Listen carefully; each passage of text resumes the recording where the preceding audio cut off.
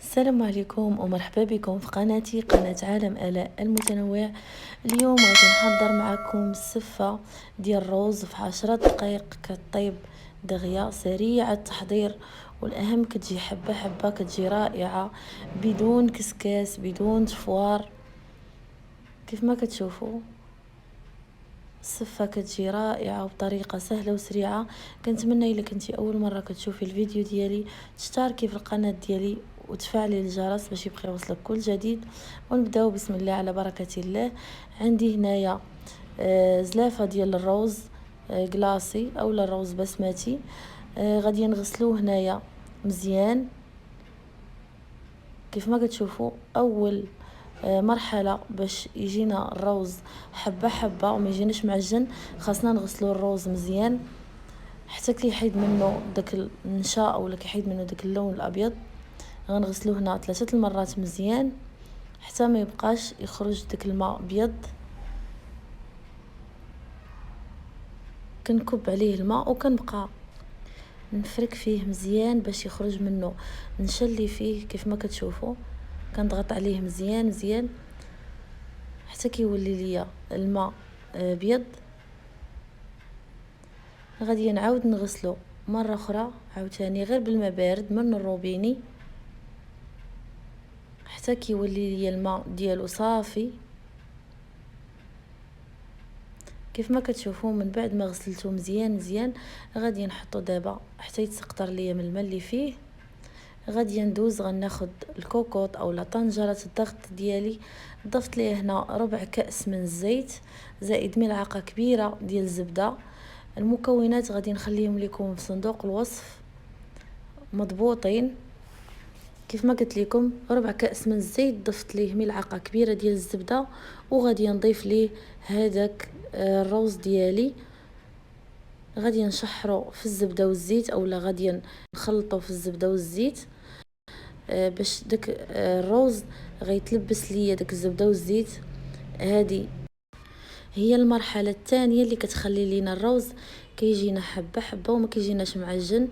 اول حاجه مني كنغسلوا الروز حتى كيحيد منه النشا اللي فيه، وتاني حاجه مني كنديروا هاد العمليه تاع اننا كنشحروا الروز في الزبده والزيت اولا كنخليو كل حبه كتلبس لينا بالزبده والزيت. من بعد ما شحرناه في الزبده والزيت مزيان كيف ما كتشوفوا دابا غادي نبداو نضيفوا المكونات الاخرى اللي هي غادي نضيف دابا زلافه ديال الماء بنفس القياس تاع الزلافه اللي عبرت بها الروز. غادي نعبر زلافه ديال الماء وغادي نعبر زلافه ديال الحليب. يعني لكل زلافه ديال الروز كنديروا ليها زلافه ديال الماء زائد زلافه ديال الحليب. من بعد غادي نضيف هنا ملعقه صغيره ديال الملح اولا الملح حسب الذوق. بالنسبه للكميه اللي عندي ضفت ملعقه صغيره ديال الملح. غادي نحرك المكونات باش الملح تدخل ليا في الروز. من بعد غادي نسد طنجره الضغط ديالي وغادي نضيف ليها الصفاره وغادي نخليها على نار متوسطه حتى تبدا تصفر مباشره. غنقص عليها النار حتى تولي هادئه، يعني نقص عليها النار لاقصى درجه ونخليها 10 دقائق. ومن بعد ما طيب السفه ديالي غنرجع معاكم.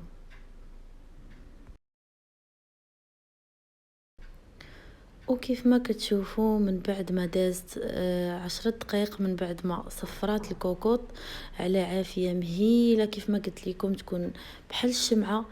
من بعد ما كتصفر الكوكوط كنقصوا العافيه حتى كتولي بحال الشمعه وكنخليوها 10 دقائق. شوفوا الروز كيفاش كيجي حبه حبه، كيجي رائع ما كيتعجن ما والو. دابا ضفت ليه ملعقه ديال الزبده، زدت عليها 2 معالق كبار ديال السكر كلاصي، وغادي نضيف ليهم راس ملعقه تاع القرفه. هنا تقدروا ديروا الزا زهر اولا زهره البرتقال. انا هنا اكتفيت بانني نضيف القرفه. غادي نخلط المكونات حتى تذوب ليا الزبده في الروز ديالي.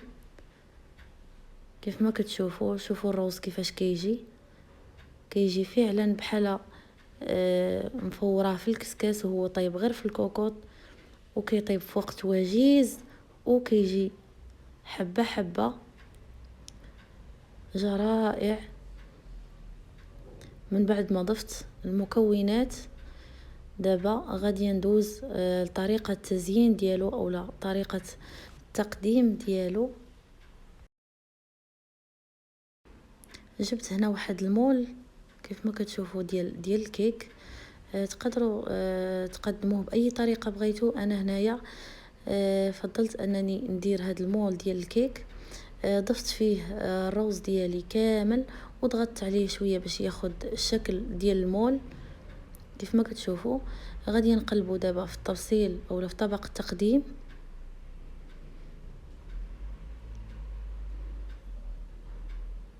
على هذا الشكل.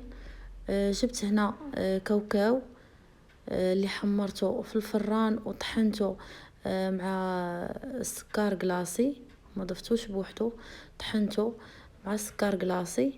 غادي نزوق به الجوانب بهذا الشكل، وغادي ندير خطوط من القرفه حتى هي، بما انني ضفت نكهه القرفه لداخل. غادي نزوق بالقرفه حتى من برا. والتزيين كيبقى اختياري لكم. الاهم طريقه راها سهله، غير جربوها. كيطيب في 10 دقائق، وكيطيب مزيان، وكيطيب حبه حبه، ما كيتعجن ما والو. والاهم كيجي لذيذ وبنين بزاف، بدون تفوار بدون كسكاس. يعني في 10 دقائق كديري كلشي في الكوكوط وكتسدي عليه كيف ما كتشوفوا. من بعد ما درت خطوط بالقرفه، زدت كاوكاو درته من الجوانب، وغادي نحط تبصيل ديال السكر كلاصي الفوق. وهذا هو الشكل النهائي ديال السفه ديال الروز ديالي. كتجي رائعه وسريعه التحضير بسرعه البرق. كنتمنى يكون الفيديو ديال اليوم عجبكم وتكونوا استفدتوا معايا فيه. وإلا عجبكم الفيديو ديالي فضلا وليس امرا كنتمنى تشتركي في القناه ديالي وتفعلي زر الجرس باش يبقى يوصلك كل جديد، وتضغطي على زر لايك باش تشجعيني. والى اللقاء، الى وصفه جديده ومع فيديو جديد ان شاء الله.